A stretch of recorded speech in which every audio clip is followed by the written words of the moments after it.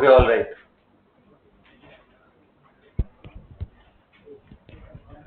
PS practice sheet कौन सी है? 9. Discussion of this. So, do let me know if you have doubt from question number 1 to 5. Any doubt? Question number 2. First में बताना है, चलो. So, if the ionization potential of lithium is 122.4 electron volt, what is the 6th IP of carbon? बहुत ही interesting है ये बात, ध्यान से सुनना. Ionization potential of lithium is 122.4. तो आपको मालूम है कि हम आयोनाइजेशन किसका निकाल सकते हैं? Ionisation energy hydrogen like species का, क्योंकि बोहर थियरी उसी के लिए एप्लीकेबल है. और हमारे पास एक्सप्रेशन है कि आयोनाइजेशन एनर्जी जब भी निकालते हैं तो वो E इंफिनिटी माइनस E1 जहां पे भी वो प्रेजेंट है. ये सुनो, मतलब बेसिकली क्या था कि n इज इक्वल टू 1 में जो इलेक्ट्रॉन प्रेजेंट है उसको अगर आप एटम से बाहर निकालना चाहते हो तो मिनिमम कितनी एनर्जी, यानी इनफिनिट तक पहुंचा दो. इसमें एनर्जी कितनी लगेगी? E infinite minus E1. और ये वैल्यू कितनी आएगी बेटा? 0 इनफिनिट की, और इसकी वैल्यू कितनी आएगी? Minus 13.6 Z square. लिथियम के लिए जेड की वैल्यू बोलो ना, 3 का स्क्वायर बाई 1 का स्क्वायर. तो ये वैल्यू आ जाएगा इलेक्ट्रॉन वोल्ट में. कैलकुलेट करो कितना आ जाएगा? 13.6 इंटू 9 टाइम्स करो, कितना रहे? अरे पहले देख तो सही, 9 से मल्टीप्लाई कर इसको.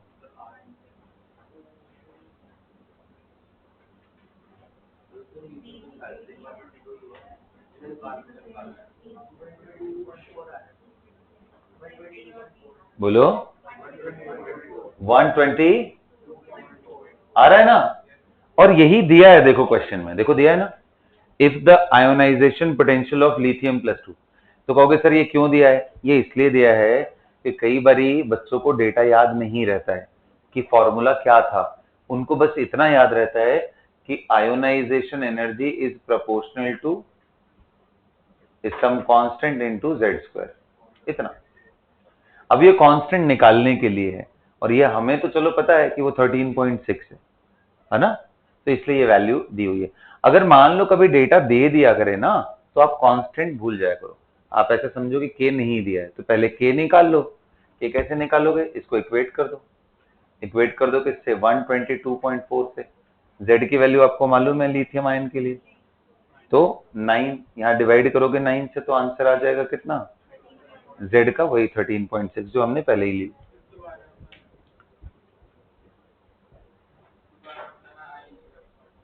कौन सा ये वाला? नहीं, मैंने बोला कि अगर तेरे पास आयनाइजेशन एनर्जी की वैल्यू डायरेक्ट दी हुई है तो सबसे पहले आयनाइजेशन एनर्जी के लिए जो एक्सप्रेशन लगाते हैं वहां पे k इंटू जेड स्क्वायर कर दे. के जेड स्क्वायर क्यों करना है? हमें मालूम है कि एनर्जी का जो एक्सप्रेशन होता है वो कितना होता है? 13.6 Z square by n square. ये सुनो, E इंफिनिटी करेगा तो कितना आ जाएगा? ये 0. E1 करेगा तो कितना आ जाएगा? माइनस 13.6 जेड स्क्वायर बाई 1 का स्क्वायर. ये सुनो, इनका डिफरेंस लेगा तो कितना आ जाएगा? Ionisation energy 13.6 Z square. अब मैं ये कह रहा था कई बार बच्चों को ये कांस्टेंट याद नहीं रहते, तो इसलिए अगर क्वेश्चन में इंफॉर्मेशन दिया है किसी का आयोनाइजेशन एनर्जी का तो आप वो वैल्यू लिख लो और इसके जगह पे के एज्यूम करके के निकाल लो पहले. तो वो निकालोगे तो 13.6 आएगा. और कितने लोग कह रहे हैं कि सर ये वैल्यू तो बदलेगी ना अगर यूनिट बदल देंगे. ये तो इलेक्ट्रॉन वोल्ट में है. मान लो किसी आर्बिट्री यूनिट में करेंगे तो ये वैल्यू 13.6 ना होकर कुछ और हो जाएगी. जैसे जूल में कितना होता है? माइनस 2.18 इंटू 10 के पावर, ये होता है वैल्यू. तो ऐसे बदलता रहता है ना. इसलिए मैं बोल रहा हूँ कि अगर कभी एक्स्ट्रा डेटा दिया हो और आपको फॉर्मूला भी पता हो तो उसमें कांस्टेंट को आप मान लो कि आपको नहीं आता है, वो के लिख दो, के निकाल लो पहले वाले से. और नहीं तो अगर डायरेक्टली मैच कर रहा है तो फिर कोई प्रॉब्लम ही नहीं है. तो ये हमारा आयनाइजेशन एनर्जी था लिथियम आयन का 122.4. ये ऑलरेडी दिया हुआ था, मैं उसको बस वेरीफाई कर रहा था कि ये डेटा सही दिया या नहीं दिया. What it? क्वेश्चन कौन सा है? Find the 6th IP of carbon. IP का मतलब आयोनाइजेशन. कौन सा पूछा है? 6th. मतलब कार्बन से पहला इलेक्ट्रॉन अगर आप निकालोगे तो उसके करस्पॉन्डिंग जो एनर्जी होती है वो IP1 होती है। अब एक बार प्लस बन गया, इससे दूसरा निकालोगे, बताओ तो चार्ज कितना आएगा? +2। तीसरा निकालोगे तो चार्ज कितना आएगा? +3। चौथा निकालोगे तो चार्ज कितना आएगा बेटा? C+4। और पांचवा निकालोगे तो क्या आएगा? C+5, है ना। अब देखो कितने लोग कह रहे हैं ये जाके H लाइक बनाइए। सुनो, इसलिए उसने 6th IP पूछा है कि पांचवें से 6th इलेक्ट्रॉन जब निकाल रहे हो यानी IP6, तो बताओ, क्योंकि IP6 ही हम हाइड्रोजन लाइक स्पीशीज के लिए ही हम निकाल सकते हैं, तो IP6 ही निकाल पाएंगे। 3, 4 और 1, 2 तो बिल्कुल नहीं निकाल पाएंगे क्योंकि तब तो इलेक्ट्रॉन बहुत ज्यादा है और उसके लिए बोर थ्योरी एप्लीकेबल नहीं, तो इसलिए we can not calculate IP1, 2 and 3, इसलिए 6 पूछा है। तो क्या निकल नहीं जाएगा? IP6 of carbon will be E infinity minus E1। अब अगर हम सॉल्व करें तो वही आंसर आ जाएगा 13.6 इंटू Z²। Z की वैल्यू कार्बन के लिए कितनी है? इंटू 6 का स्क्वायर, मल्टीप्लाई करो, आंसर इलेक्ट्रॉन वोल्ट में आ जाएगा। आ जाएगा? हाँ ठीक है, वो आ जाएगा। चलो सेकंड क्वेश्चन देखते हैं। What is the wavelength of light required to raise an electron in O7+? Again देखो, ध्यान से देखो, ऑक्सीजन में 8 इलेक्ट्रॉन होते हैं, O7+ जब कर दोगे तो 7 निकल गए, एक ही बचा है। यानी ये बार बार किस चीज को आपको समझाने की कोशिश कर रहा है? Hydrogen like species. किसके बारे में समझाने की कोशिश कर रहा है? Hydrogen like species. ठीक है, ओके।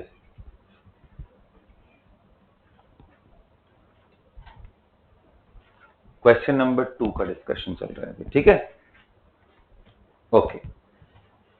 तो अब इसको करने के हमारे पास दो तरीके हैं और ये पूछ कर रहा है O+7 में, O+7 बोल रहा है, तो Z का वैल्यू हमें क्लियर हो गया कि 8 है। बोल रहा है n=1 से n=2 ले जाने में क्या लगेगा वेवलेंथ? 1 से 2 जाना है इलेक्ट्रॉन को कौन से एटम में, तो कितना वेवलेंथ वाली लाइट को निकालेगा। तो एक तरीका क्या है, आप ये गैप निकाल लो और इसी डेल्टा ई को क्या कर दो, hc/λ से इक्वेट कर दो, यहां से लैम्डा निकालो। बोलो, और क्या डेल्टा ई नहीं निकल जाएगा जी? इसका एनर्जी निकालने आता है ना, एनर्जी का फॉर्मूला क्या होता है? -13.6 Z²/n²। बताओ, पहले वाले का यहाँ 1 रख देंगे, Z का वैल्यू ऑक्सीजन के लिए कितना है?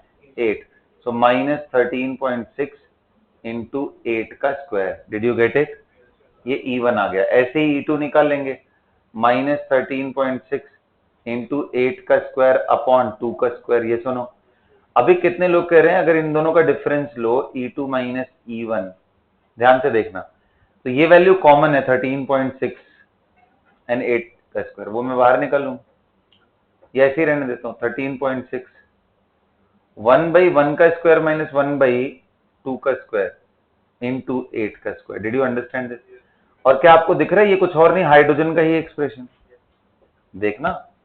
और इसलिए मैंने बोला था कि हाइड्रोजन के लिए वैल्यूज निकाल लो, जो कल याद करवाया था तुम लोग को, हाइड्रोजन के लिए वैल्यूज निकाल लो और उसको Z² से मल्टीप्लाई कर देना, तो वो सारा। तो बताओ ये वैल्यू निकाला था ना कल, कितना आया था? 10.2। नहीं तो यार सॉल्व कर लेना, मैं तो बस तुम्हें ऑब्जर्वेशन दिखा रहा हूँ, क्वेश्चन तो तब भी सॉल्व हो जाएंगे। तुम नहीं भी करोगे वो सारी वैल्यूज याद, तो भी बस फॉर्मूले लगाना, निकालना, इंटू 8 का स्क्वायर हो गया, इतना आ गया ना।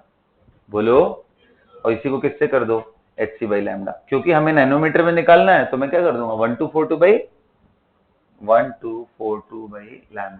तो लैम्डा की वैल्यू कितनी आ जाएगी? 1242 अपॉन 10.2 इंटू 64। अब ये सॉल्व करो बेटा, कितना आ रहा है करके देखो, थोड़ा सा कैलकुलेशन करना पड़ेगा। मैच कर रहा है? हाँ, तो ये है, बस इसमें कैलकुलेशन लगने में। This is one way of doing that. Other way of doing that is using spectral line emission वाला formula, 1/λ is equal to R Z² 1/n1² minus 1/n2²। अब लेकिन मैं ये एडवाइज नहीं करूंगा कि ये फॉर्मूला यूज करो, ये तब यूज करना जब रेशियोज वगैरह पूछा हो या वेव नंबर पूछा हो। क्यों? प्रॉब्लम क्या पता है, एक बार आप इतना लंबा चौड़ा कैलकुलेशन करोगे और उसके बाद उसको 1 में करना पड़ेगा, वो अपने आप में एक टास्क हो जाएगा। और तीसरी चीज, ये सेंटीमीटर इनवर्स में आर की वैल्यू हमें मालूम है, और आंसर किसमें दिया है, nanometre. So there will be too much calculation in that, answer तो तब भी आएगा, उसमें कोई डाउट ही नहीं है। आप गलत कर सकते हो कई सारे जगहों पे, एक तो यहां मल्टीप्लीकेशन में गलत कर दो, ऊपर से चलो सही निकाल दिया 1/λ करने में गलत कर दो, और लास्ट में यही भूल जाओ कि ये सेंटीमीटर में आंसर है। तो कितने जगह हैं गलतियां करने के, इसलिए सबसे बढ़िया है वेवलेंथ कभी आपसे पूछ ले तो बेसिक फॉर्मूला लगाओ, जहां से जहां जाना है, इसकी एनर्जी दोनों का गैप निकालो, एनर्जी मिल गया, वो एनर्जी का फोटोन इसको मिल जाए तो यहां से यहां कूद के चला जाएगा, और वो एनर्जी का फोटोन किसके बराबर होगा, 1242/λ, वहां से हम निकाल लेंगे। समझ आया क्या आप लोगों को क्या कहना चाह रहा हूं, डिड यू गेट इट? तो इस बात को ध्यान में रख करके करोगे तो वहां से आंसर आ जाएगा। शिफा समझ आया कहां गलती हो रही होगी? नहीं, फॉर्मूला लगाने में गलती नहीं है, उसके बाद भी आएगा, बट तुमने कैलकुलेशन सिर्फ यहीं पे करके छोड़ दिया होगा। ये 1/λ है, आपको लैम्डा निकालना है। अच्छा, लैम्डा निकालना है तो वो सेंटीमीटर में आएगा, क्योंकि आर की वैल्यू कितनी थी, 1096.77 सेंटीमीटर इनवर्स, यही था ना वैल्यू रिडबर्ग कांस्टेंट का। तो जब आप 1/को करोगे तो वो सेंटीमीटर में आएगा, और यहाँ ऑप्शन किसमें दिए, तो सेंटीमीटर से फिर नैनोमीटर में चेंज करोगे तो आएगा। इतना लंबा है टास्क, गलती उसमें कोई नहीं है, बट लेंदी है वो, आंसर दोनों सही है। ओके, चलो क्वेश्चन नंबर 3 में डाउट है क्या? हाँ बोला।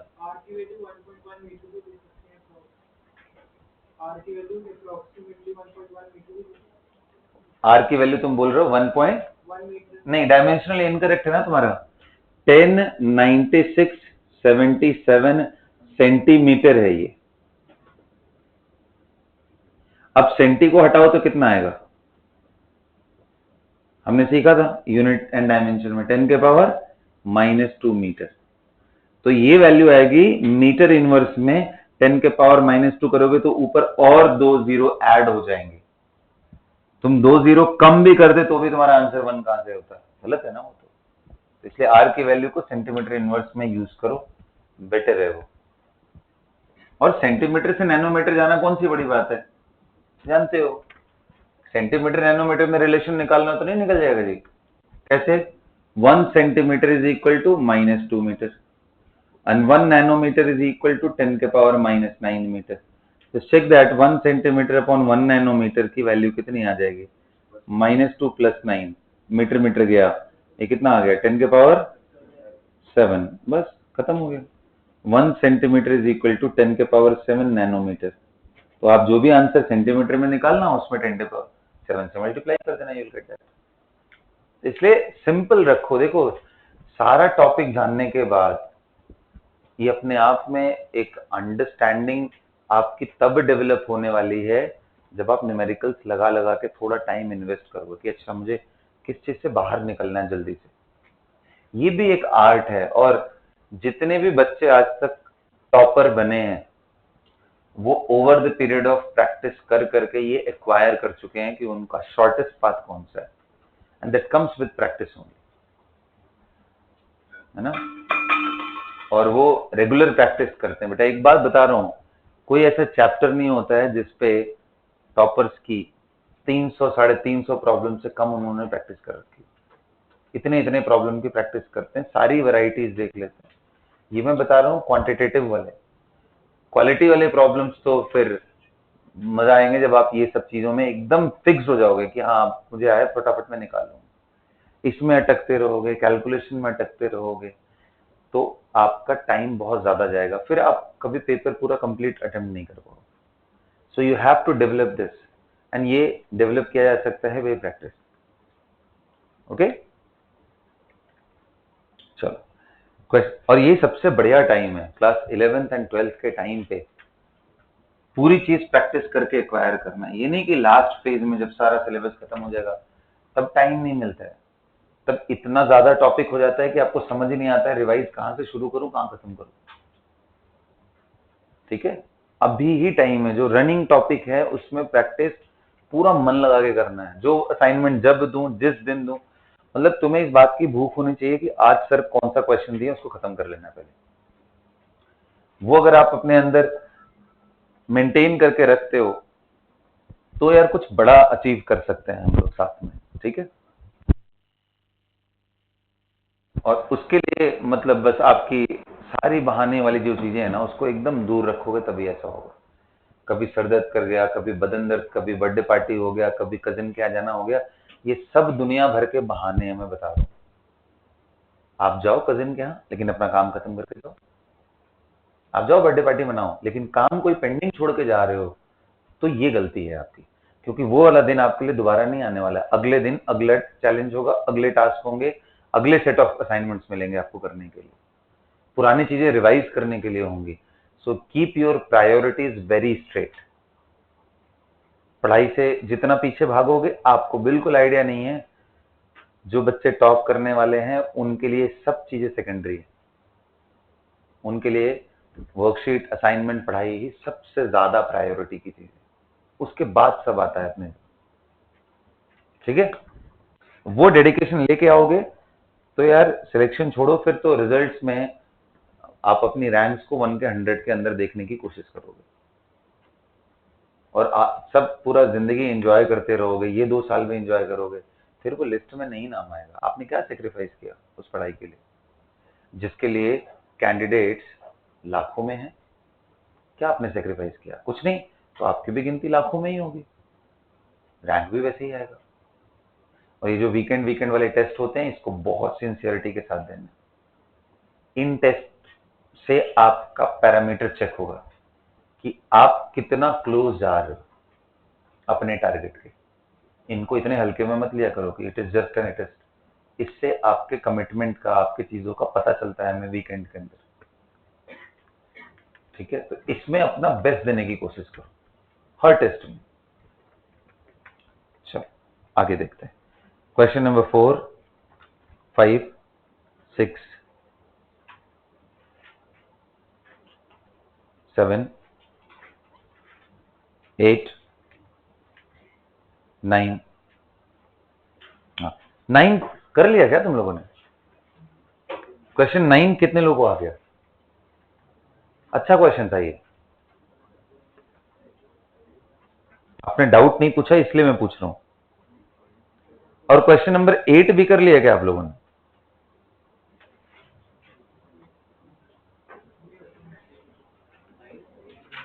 7 भी कर लिया क्या? हाँ, क्योंकि 7 और 9 एक जैसे ही हैं, बल्कि इनफैक्ट एक ही टाइप के हैं question. The energy required for the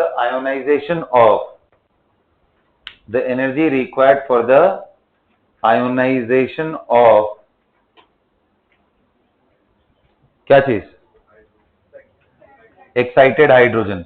तो देखो जो एक्साइटेड हाइड्रोजन है उसमें ये इलेक्ट्रॉन ग्राउंड स्टेट में ना होकर के किसी हायर स्टेट में हो, और अगर हायर स्टेट में हुआ, अगर मान लो फर्स्ट वाले में ही चला गया तो उसकी एनर्जी वहां -3.4 होती है, इन्फिनिट में जाने के लिए 0 एनर्जी। तो यहां से यहां पहुंचने के लिए कितना गैप हुआ? 0 माइनस 1 यानी 3.4। तो उसकी जो आयोनाइजेशन एनर्जी होगी वो या तो 3.4 होगी या उससे भी कम, क्योंकि इसके ऊपर गया तो और कम हो जाएगा। जितना इन्फिनिट के नजदीक जाएगा उतनी एनर्जी गैप कम होता जाएगा, उतने आसानी से वो इलेक्ट्रॉन निकल जाएगा। तो इसका आंसर क्या होगा 7th का? कितना होगा? The required energy for the excited would be, मतलब लेस देन 13.6 होगा ना 7th का। और वही 9th में क्या आएगा आंसर? हाँ 3.4 और लेस। उसके बाद क्या है? What is the potential energy of electron in L shell? ये भी मेरे ख्याल से पूछना चाहिए। K11 पता है किसको बोलते हैं? K का मतलब होता है फर्स्ट शेल, फर्स्ट ऑर्बिट को। L का मतलब N इज इक्वल टू 2। कर लिया है क्या? तो बताओ what is the potential energy of L? तो पोटेंशियल एनर्जी आपको मालूम है, हमने एक्सप्रेशन में डिराइव किया था कि वो ट्वाइस ऑफ काइनेटिक एनर्जी आ रहा था विद अ नेगेटिव साइन, ये सुनो। और काइनेटिक एनर्जी की जो वैल्यू है वो आप सबको मालूम है कितनी होती है? 13.6 इंटू Z²/n², ये सुनो। काइनेटिक पॉजिटिव ही होता है जी। अच्छा, तो ये वैल्यू आप निकाल लोगे, n इज इक्वल टू 2 डालो, यहाँ पे Z की वैल्यू डालो और माइनस इससे मल्टीप्लाई कर दो, -6.8। Just double the total energy भी आंसर होगा। वो डिराइव करके निकाला था ना हम लोगों ने। चलो क्वेश्चन नंबर 10, 11,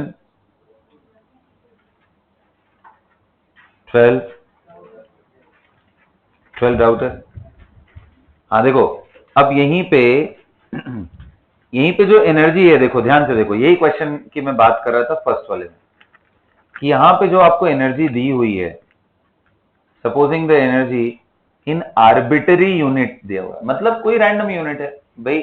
हमने देखा है कि इलेक्ट्रॉन वोल्ट में -13.6 Z²/n², वही जूल में हमने उसी एनर्जी को निकाला था, तो -2.18 × 10⁻⁻18 जूल आया था ना। तो ऐसे किसी और यूनिट में, किलो जूल पर मोल या कोई और यूनिट ले लो, अर्ग ले लो, तो वो कांस्टेंट बदलता जाएगा ना। तो आपको इस जगह पे क्या मानना है कि द कांस्टेंट इज के। तो पहला काम आपको करना है कांस्टेंट निकालना, यस और no. So let En in arbitrary unit, जिसको शॉर्ट फॉर्म में AU लिखा है, is En is equal to -k Z²/n², क्योंकि कुछ भी हो कांस्टेंट बदलेगा, Z²n² तो वही रहने वाला है ना, बोलो ना। अब उसको -k ले लो, k ले लो, तुम्हारी मर्जी है, k लोगे तो उस हिसाब से निकलेगा, -k लोगे तो उस हिसाब से। अच्छा, इसमें देखो k के लिए n इज इक्वल टू 1 लिखा हुआ है, और उसकी एनर्जी इसने दे रखी है -864, हाइड्रोजन एटम है, तो H के लिए Z की वैल्यू कितनी हो गई 1, और n इज इक्वल टू 1, तो En कितना दिया हुआ है -864 AU, यस और नो। तो कितने लोग करे, फॉर्मूले में लगा दूंगा, -864 is equal to -k Z²/1², ये भी 1 था, ये भी 1 था, यस और नो। तो यहां से k कितना आ गया 864, गॉट इट। तो हमारा फॉर्मूला क्या निकल के आ गया, En is equal to -864 Z²/n², this is our formula. बस जैसे -13.6 था, वैसे ही फॉर्मूला क्या बन गया, तो खत्म हो गया ना क्वेश्चन। तो अब इसके बाद क्या पूछा है, अब पूछा है कि the excitation energy needed to raise the electron from m to n is equal to infinite. m का मतलब क्या हुआ बेटा, ये k है, ये क्या है l, और ये क्या है m। तो n is equal to 1, n is equal to 2, n is equal to, बोल रहा है तीसरे से इसको इनफाइनाइट, और इनफाइनाइट में एनर्जी जब भी लगाते हो -13.6, कोई भी रखो यार, नंबर में इनफाइनाइट से डिवाइड, इतने बड़े नंबर से डिवाइड करोगे तो ये वैल्यू 0 हो जाती है, इसलिए हमारा एनर्जी यहाँ का 0 रखो। तो यहां से यहां जाने में तो पहले E3 निकाल लो, E3 will be how much, फॉर्मूले में रखो, n इज इक्वल टू 3 और z की वैल्यू 1 है, तो -864 डिवाइडेड बाई 3 का स्क्वायर कितना आ गया बेटा 9, 9864, बताओ कितना है, -96 AU। अब बताइए -96 है और यहां पहुंचने पे कितना है 0, डिफरेंस ले लो, 96 will be the right answer, got it. कितने लोगों ने सही किया था इसको, हाथ उठाओ, वेरी गुड। चलो हाँ आओ, चलो सरकमफेरेंस 13 में डाउट है, ये आसान क्वेश्चन है, इसमें डाउट नहीं होना चाहिए, क्योंकि देखो अगर A0 is the Bohr radius, A0 Bohr radius का मतलब क्या हुआ, what is Bohr radius, the radius of first orbit of hydrogen, A0 है। अच्छा, ये वैल्यू दिया हुआ है आपको A0, और आपसे पूछ रहा है सरकमफेरेंस, सरकमफेरेंस का मतलब क्या, ये पूरा लेंथ कितना होता है 2πr, और 2πA0 होगा आंसर, यही ना। अब ऑप्शन देखो कौन सा 2πA0 है, तो सी है, उसमें जबरदस्ती 4 लगा रखा है, √4 का वैल्यू कितना होता है 2, तो 2πr, बेवकूफ बनाने के लिए बस। कितने लोग बन गए बेवकूफ, बने, रोहन नहीं बने, बन गए थे ना। चल 15, 16, 17, 18, 19, 20, 21, 22, 23, 4, 5, 6, 7, 28, 29 एंड 30। कितने लोगों ने अटेम्प्ट किया पूरा 30 तक, हाथ उठाओ। तो कम नंबर है ये, सबको करना चाहिए, करना चाहिए पूरा, मैं बोल रहा हूं ना पूरा, बल्कि हमेशा अपने चीजों से आगे रहने की कोशिश करो। 24th में डाउट है? Normally the time taken in transition is, अच्छा वही बोल रहा है कि एक स्टेट से दूसरे स्टेट में जाने में कितना टाइम लगता है। तो ये देखो, ये वैल्यू एक ऐसी है जो हमें इंफॉर्मेशन पता हो तो कर सकते हैं, और एक स्टेट से दूसरे स्टेट में जाने में टाइम कितना लगता है, यहां से यहाँ किस ऑर्डर का लगता है, बेसिकली यही है ना। बोलो क्या करें। एक तो हमने देखा था, उसको एनालिटिकली आंसर कर सकते हैं।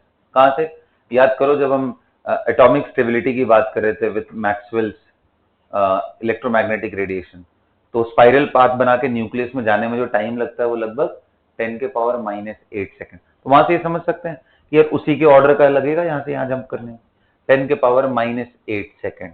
चेक करो तो इसमें आंसर क्या है, -8 सेकंड। अब एक दूसरा तरीका है, देखते हैं उससे कहां तक वो वैल्यू आती है। वैसे तो ये एक वैल्यू कैलकुलेटेड है, बट फिर भी एक बात बताओ, एक जगह से दूसरे जगह का जो रेडियस है वो किस यूनिट में, एंगस्ट्रॉम। भाई अगर मान लो हाइड्रोजन ही है, तो हाइड्रोजन का ये कितना होता है, 0.529 एंगस्ट्रॉम, और दूसरे वाले का कितना होता है, 4 टाइम्स ऑफ 0.529। अब इसमें से इसको निकालो तो 3 × 0.52, मतलब 1.5 एंगस्ट्रॉम के आसपास ये डिस्टेंस इसको ट्रेवल करना है। हालांकि वो सीधा सीधा नहीं जाता है, तो पूरा ऐसे रेडिएशन घूमते घूमते जाता है ना, बट एक टेंटेटिव दिमाग में लेके चलते हैं कि किस ऑर्डर का आना चाहिए।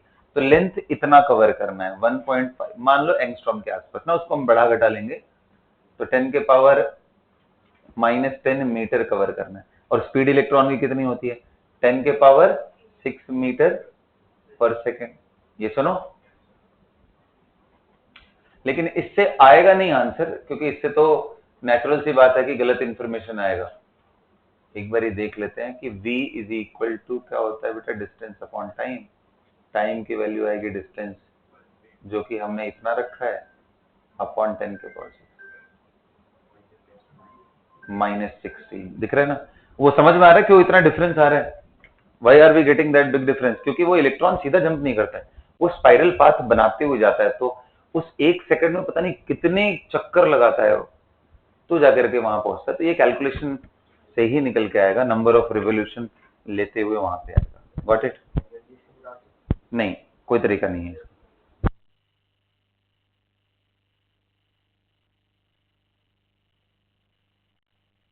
Got it? तो इसको as a matter of fact आपको याद ही रखो इसको, कि 10⁻⁻8। लेकिन हाँ, एक आइडिया तो लगा ना कि अगर मान लो सीधा उसको आना होता तो इतना ही टाइम लगता, लेकिन वो एक बारी में नहीं, वो पता नहीं कितने चक्कर लगा करके फिर वहां पहुंचता है। चलो अच्छा, ठीक है बेटा। तो ये हो गया क्वेश्चन नंबर 24। अब एक काम करिए आप लोग, 30 तक आप लोगों ने कर लिया है ना? अच्छा ठीक है, तो यहां तक डिस्कशन अभी रखते हैं, आगे का डिस्कशन इसके बाद वाले क्लास में करेंगे।